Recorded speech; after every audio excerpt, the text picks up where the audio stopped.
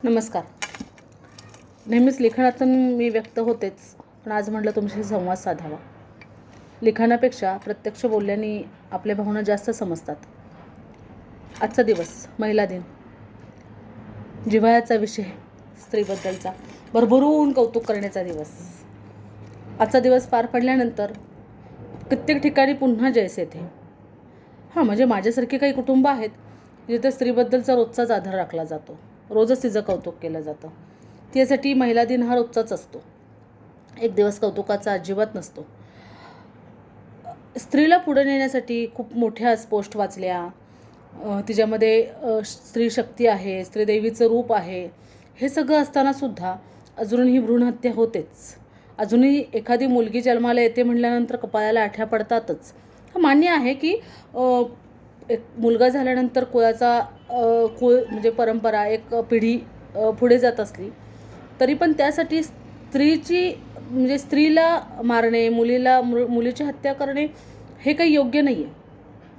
पण याचं कारण काय आहे की वडिलांच्या कपाळावर आठ्या का पडल्या जातात? कारण का तर पुढे तिच्या लग्नासाठी केलेली अवास्तव मागणी, हुंडा, तिला शिक्षणही तिचं करायचं आणि तिला चांगल्या घरी देण्यासाठी मोठमोठ्या रकमा द्यायच्या.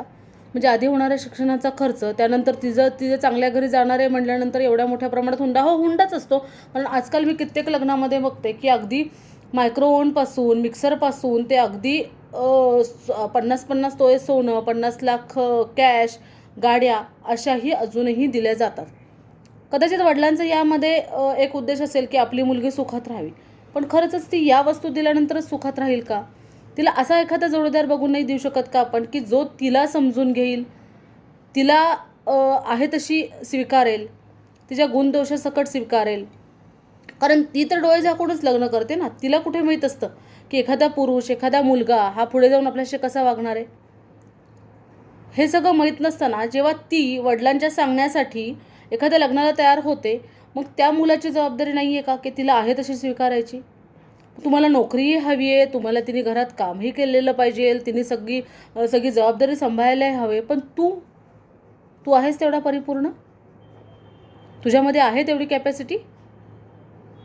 तू करू शकतोस का की तिने कमवलं नाही तर तू तिला आयुष्यभर सांभाळू शकतोस का तुझ्या हिमतीवर? आहे तुझ्यामध्ये तेवढं कर्तृत्व?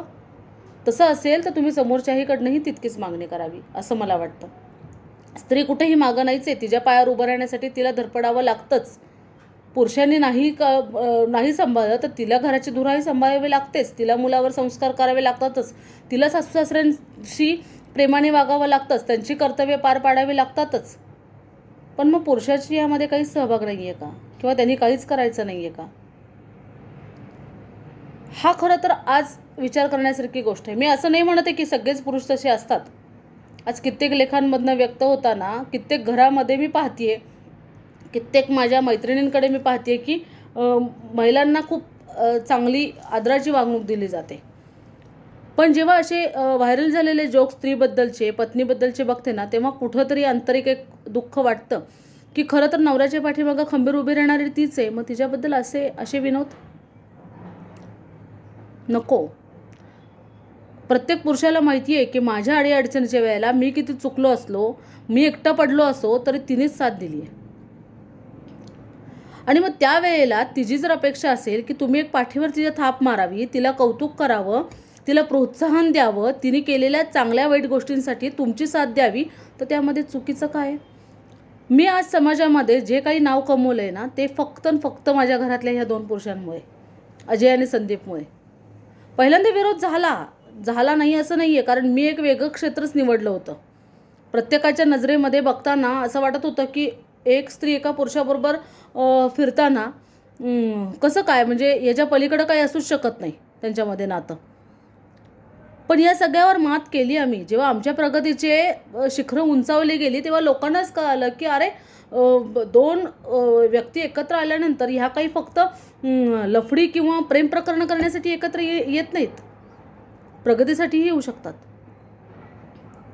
उद्देश क्लिअर असेल ना तर तुम्हाला समाजाची घाबरायची भीती नसते. आणि यामध्ये मी माझ्या सासू-सासऱ्यांचं जास्त कौतुक करते की त्यांना हे सगळं माहीत होतं की ही लढतीये, ही झगडतीये, ही परिवाराला कुठेतरी पुढं पाठवण्याचा प्रयत्न करते आहे. आणि संदीपने सुद्धा या सगळ्या गोष्टीमध्ये मला साथ दिली. कित्येक वेळेला मी पहाटे 3 वाजता सॅम्पल फ्लॅट करून वगैरे घरी आलेली आहे. कधीच माझ्याकडे संशयाची सुरी माझ्या घरातल्यांनी घेतलीच नाही.